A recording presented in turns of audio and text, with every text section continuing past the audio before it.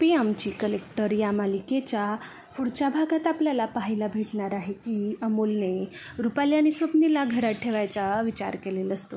अर्जुन त्यांना नाही म्हणून सांगत असतो. ते जातात तेव्हा अमोल परत एकदा म्हणतो की नाही बाबा, तुम्ही मला प्रॉमिस केलं होतं, तुम्ही विसरलात का? अर्जुन म्हणतो कसलं प्रॉमिस?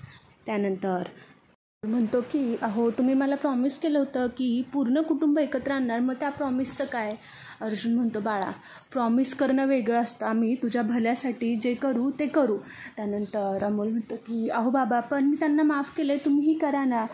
त्यावर आपी म्हणते की अरे, माफ करणं वेगळं असतं, किती वेळा माफ करायचं, किती संधी द्यायच्या, परतसुद्धा त्यांनी हे केलंच ना. दिप्या म्हणतो की अरे अमोल, यावेळेस तर त्या तुझ्या जीवाशी खेळल्यात. आपी म्हणते की दिप्या शांत बस, मला त्यांच्याविषयी त्याच्या मनात काही वाईट भरवायचं नाही आहे, त्यामुळे तू शांत बस. आपी म्हणते की अमोल बाळा, यावेळेस संधी द्यायची नाही आहे. अमोल म्हणतो ते काही मला माहीत नाही, तुम्हाला मला प्रॉमिस पूर्ण करायचं नसेल तर मग तसं सांगा. अर्जुन म्हणतो की बरं ठीक आहे, तुझ्या प्रॉमिससाठी अजून मी एक धोका पत्करायला तयार आहे, राहू दे त्यांना इथे. रुपाली म्हणते की खरंच भाऊजी, थँक्यू मनापासून, मी तुमची ही दिलेली संधी खरंच मनापासून ऐकेन. मी तुमच्या सगळ्यांचा परत एकदा विश्वास जिंकेन, मी तुम्हाला कुठेच नाराज करणार नाही आणि तुम्ही काळजी करू नका. यावेळेस मला फक्त आणि फक्त माझं कुटुंब एकत्र हवं आहे आणि मला अमोल हवा आहे. हे ऐकून आप्पीसुद्धा तिथून निघून जाते. अर्जुनच्या मागे मागे आप्पी अमोलला घेऊन निघून जाते. सगळेजण कोणीच स्वप्नील आणि रुपालीशी न बोलता आपापल्या मार्गाने निघून जातात. मोना मात्र तिथेच थांबते. मोना म्हणते की चला रुपाली ताई, स्वप्नील भाऊजी मी तुम्हाला रूम दाखवते. ती त्यांना रूममध्ये घेऊन येते आणि म्हणते की ही बघा तुमची रूम. रुपाली आणि स्वप्नील ठीक आहे म्हणतात. मोना म्हणते की रुपाली ताई, तुम्ही आलात ना, मला खरंच खूप छान वाटलं, मला मनापासून आनंद झाला. रुपालीसुद्धा म्हणते की हो, मलासुद्धा अजून एक संधी भेटल्यामुळे मी खरंच खूप खुश आहे. आता मला आपलं कुटुंब एकत्रच फक्त पाहिजे, बाकी काहीच नको, मी सगळ्यांना परत एकदा मन जिंकेन. मोना म्हणते की मी सुद्धा तुमचे या सगळ्यात खूप प्रयत्न करेन. तेवढ्यात अमोल येतो आणि स्वप्नील त्याला कडेवर घेतो. त्यावर अमोल म्हणतो की चला तुम्ही घरात तर आलात ना, आता आपल्याला उद्यापासून रोज व्यायाम करायचं आहे, खूप कामं आहेत आपल्याकडे. स्वप्नील म्हणतो व्यायाम कसला? अमोल म्हणतो की अहो बाबा जरा आजारी पडले तेव्हापासून बाबांनी सगळी व्यायाम करायचं ठरवले, आम्ही रोज सकाळी व्यायाम करतो. हे ऐकून स्वप्नील म्हणतो की अरे वा, हे तर छान आहे की. म्हणून ते दोघंसुद्धा खूप खुश असतात. सगळेजण खूप खुश होतात. इकडे आप्पी आणि अर्जुन आपल्या रूममध्ये असतात. ते एकमेकांशी भांडणं चालू करतात की आप्पी अर्जुनला आणि अर्जुन आप्पीला, दोघं एकमेकांना दोष देतात. ते म्हणतात की अर्जुन आप्पीला म्हणतो की आप्पे, हे सगळं तुझ्यामुळे होते, तू कशाला एवढ्या वेळा माफ करायला सांगते, माफ करणं वेगळं असतं. त्यानंतर आप्पे म्हणते की हो अर्जुन, मी माफ करायला शिकवलं आहे, पण याचा अर्थ असं नाही की त्याला मी घरात आण असं म्हटलं आहे.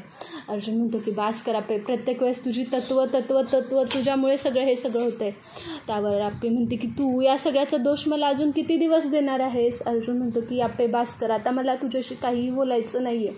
त्यानंतर आप्पे म्हणते की अर्जुन, आपण दुसऱ्याच्या दुःखात जर आनंद शोधला ना, तर आपण माणूस म्हणून कुठेतरी चुकतो, याचा विचार करावा.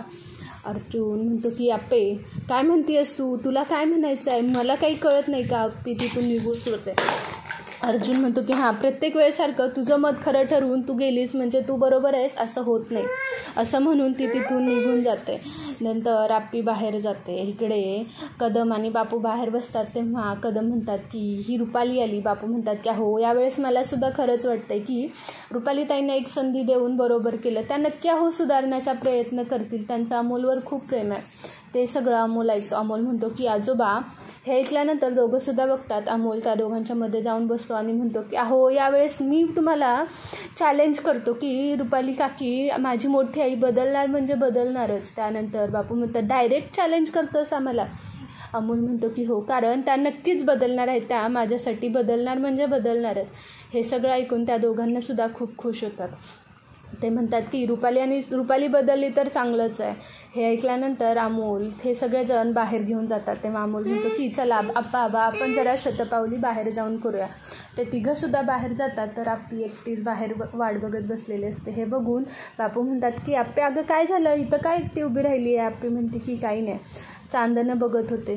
त्यानंतर बापू म्हणतात काय छान आहे ना? आप्पे म्हणते की हे चांदणं कधीच पडले, ते फक्त आपल्याला दिसतंय. बापूंना कळतं की तिच्या मनात काहीतरी चाललंय. त्यानंतर कदम अमोलला घेऊन पुढे चालायला जातात आणि बापू तिच्याशी बोलण्यासाठी थांबतात. बापू म्हणतात की आप्पे, प्रत्येक वेळेस आपण चुकतोच असं नाही, आप्पे म्हणते की अहो पण हे किती दिवस मी किती सहन करायचं, तुम्ही मला सांगा ना. बापू म्हणतात की काय झालं, जरा सविस्तर सांगतेस का. आप्पे म्हणते की हे बघा, मी मनी मावशीला घरात आणलं मान्य आहे, पण हे कशासाठी आणलं, माझा हेतू वाईट होता का, त्या सरकारांना मनी मावशीपासून दूर करणं महत्त्वाचं नव्हतं का. बापू म्हणतात की हो बरोबर आहे तुझं. आप्पे म्हणते की अहो अमोलला काही होईल असं मी स्वप्नात तरी विचार करेल का, तुम्ही सांगा मला. मी अमोलवर पूर्ण काळजी देत होती, भले ती या घरात होती पण माझं त्या बाईवर पूर्ण लक्ष होतं, मी त्यांना 1 मिनिटसुद्धा दुर्लक्ष केलेलं नाही. बापू म्हणतात की आप्पे तू बरोबर आहेस. मग आप्पे म्हणते माझं चुकलं कुठं, अर्जुन सगळा दोष प्रत्येक वेळेस मलाच का देतो. हे ऐकून बापू म्हणतात की आप्पे ते अर्जुनरावसुद्धा चुकत नाही आहेत, ते सुद्धा त्यांच्या जागेवर बरोबर आहेत. आप्पे म्हणते की का, सगळे त्यात ते बरोबर आहेत म्हणजे चुकते मीच ना. बापू म्हणतात की बाळा ना, त्यात कुठेतरी समजूतदारपणा घेतलाच पाहिजे आणि प्रत्येक वेळेसच अर्जुनरावांची चुकी असेल असं नाही ना गं, ते सुद्धा बाप म्हणून त्यांच्या जागेवर बरोबर आहेत. हे ऐकून आप्पे म्हणते की अजून मला तर हे किती दिवस सहन करायचं आहे काही माहीत नाही. इकडे स्वप्नील बाहेर बसलेला असतो, तो अमोलला सगळे तारे दाखवत असतो. त्यातला एक तारा म्हणजे मृग नक्षत्र दाखवतो. अमोल म्हणतो म्हणजे काय. स्वप्नील म्हणतो की मृग नक्षत्र म्हणजे त्याला हरणासारखा दिसतो म्हणून तो मृग नक्षत्र. अमोल खूप खुश होतो आणि म्हणतो की मोठे बाबा तुम्ही मला हे रोज शिकवायचं, तुम्ही मला रोज नवीन नवीन गोष्टी शिकवणार ना. स्वप्नील म्हणतो की हो. अमोल म्हणतो की बरं ठीक आहे, मी हे मामाला सांगतो. तो पळत जातो आणि मामा मामा म्हणून ओरडून त्याला सांगायला जातो. स्वप्नील म्हणतो की देवा, माझा जरी पोटी बाळ असतं तर त्यानं मला एवढा जीव लावला असता की नाही माहीत नाही, पण मी खरंच अमोलवर खूप प्रेम करतो, त्याला मी माझ्या पोटच्या पोरापेक्षा सुद्धा जास्त जपतो, प्लीज त्याला आनंदी ठेव. असं म्हणून स्वप्नील आपल्या देवाऱ्यासमोर बसलेला असतो आणि इथेच आप्पे आमची कलेक्टरचा भाग संपतो. तुम्हाला आपल्या चॅनलवरचे अपडेट्स आवडत असतील तर आपल्या चॅनलला लाईक करा, शेअर करा आणि सबस्क्राईब करायला विसरू नका. थँक्यू.